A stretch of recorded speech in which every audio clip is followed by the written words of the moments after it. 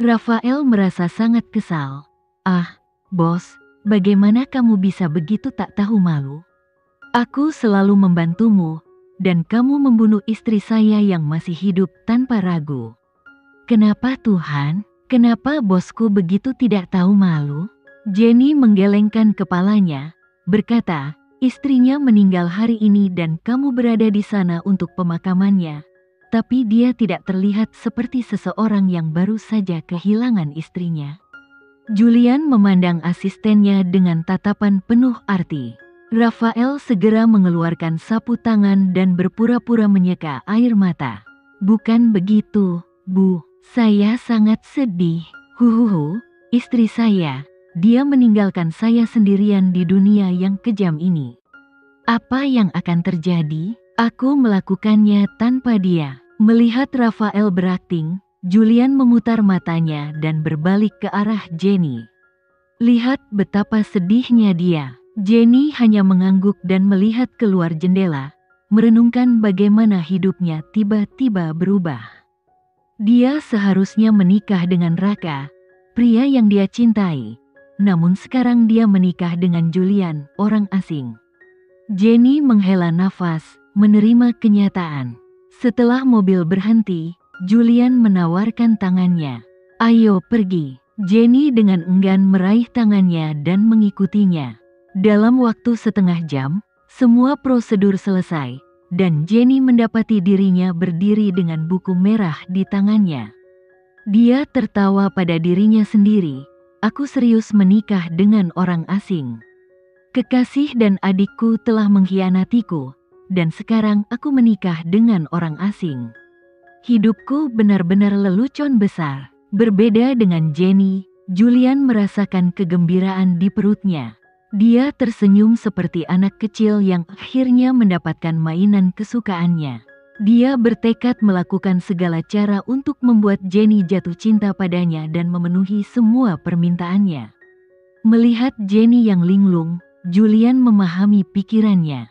Dia mendekati Jenny, menepuk kepalanya, dan berkata, "Jangan terlalu banyak berpikir. Kita sudah menikah, dan kamu sekarang adalah istriku."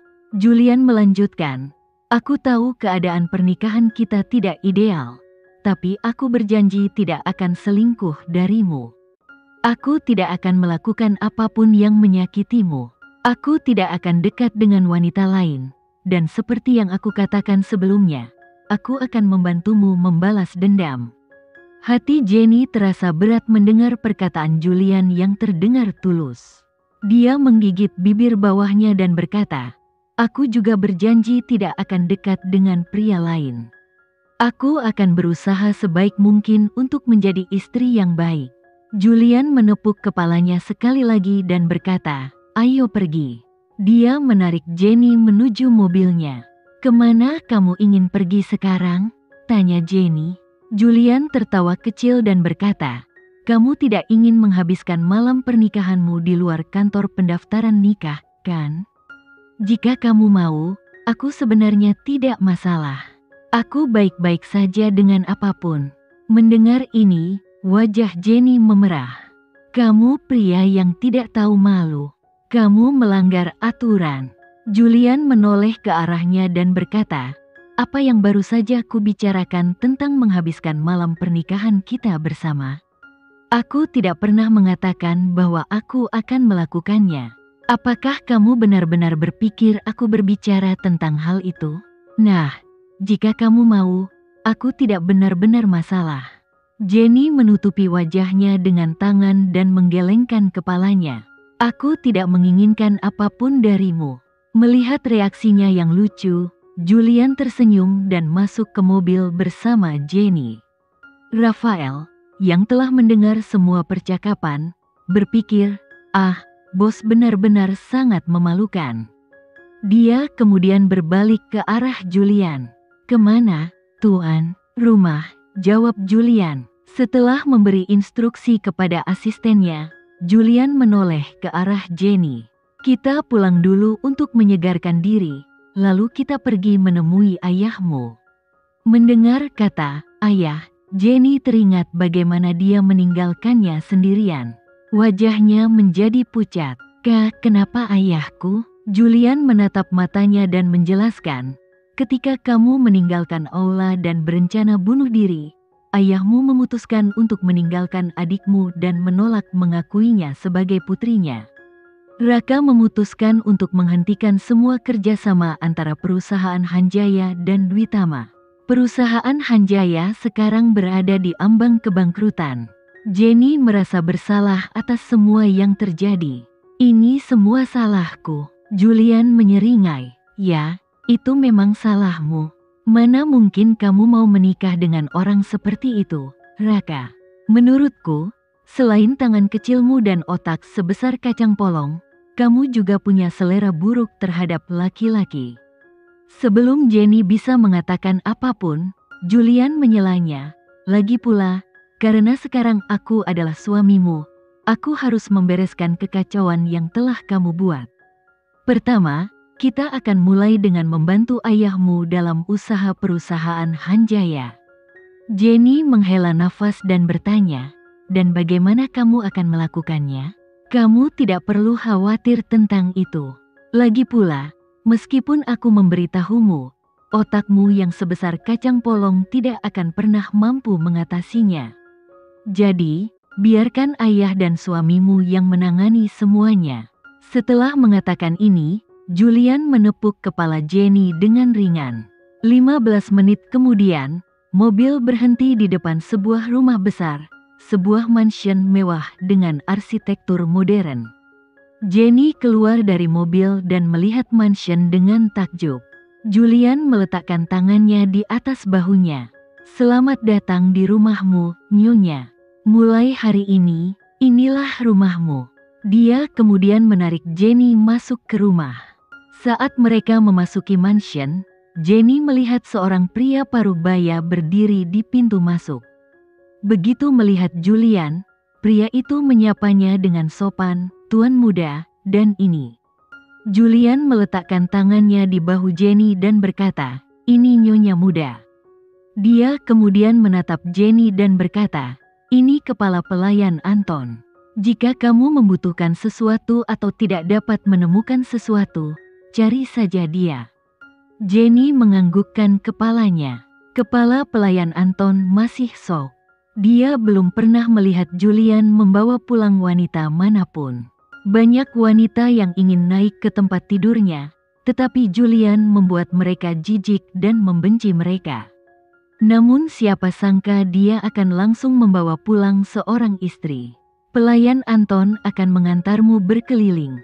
Aku ada urusan yang belum selesai. Aku akan menyelesaikannya." Setelah melihat-lihat, "Bersiaplah, kita harus pergi menemui ayahmu." Julian kemudian menyelipkan beberapa helai rambut Jenny ke belakang telinganya sebelum berbalik dan pergi. Begitu Julian pergi, kepala pelayan Anton membungkuk di depan Jenny dan berkata, "Ayo, Nyonya muda, saya akan mengajakmu berkeliling." Jenny menganggukkan kepalanya dan mulai mengikutinya. Mereka memulai tur dari kebun. Saat kepala pelayan Anton menunjukkan taman, Jenny memperhatikan bahwa semua bunga favoritnya ada di sana.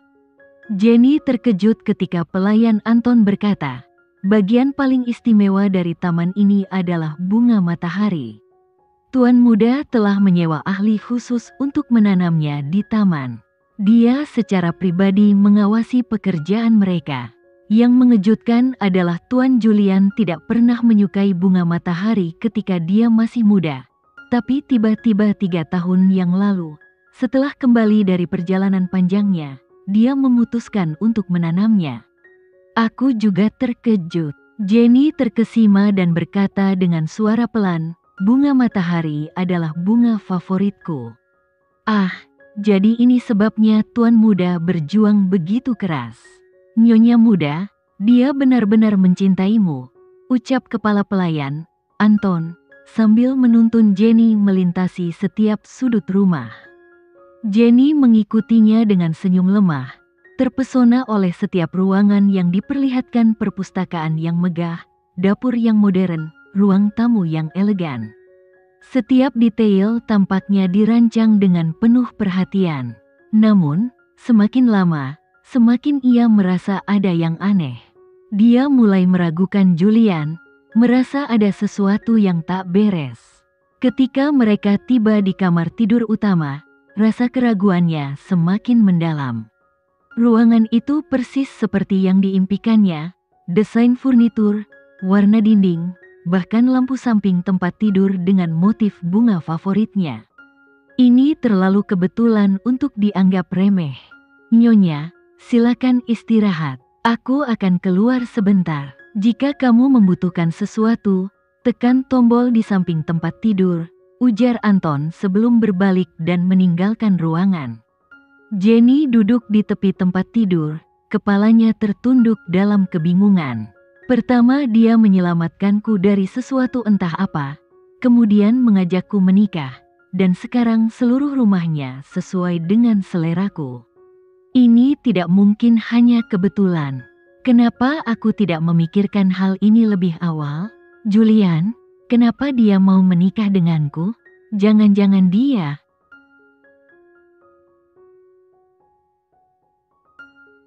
Sekian dulu ya video kali ini, kita lanjutkan lagi videonya di lain waktu. Oh iya, bagaimana menurut kalian? Semoga bisa sedikit menghibur kalian semua. Untuk teman-teman yang baru nonton, jangan lupa subscribe ya, hehehe. Dan kalau teman-teman ada yang ingin gabung langganan, bisa langsung gabung saja untuk dapat fitur yang menarik dan sedikit membantu Mimin. Terima kasih banyak sudah menonton, sampai jumpa lagi, bye bye bye.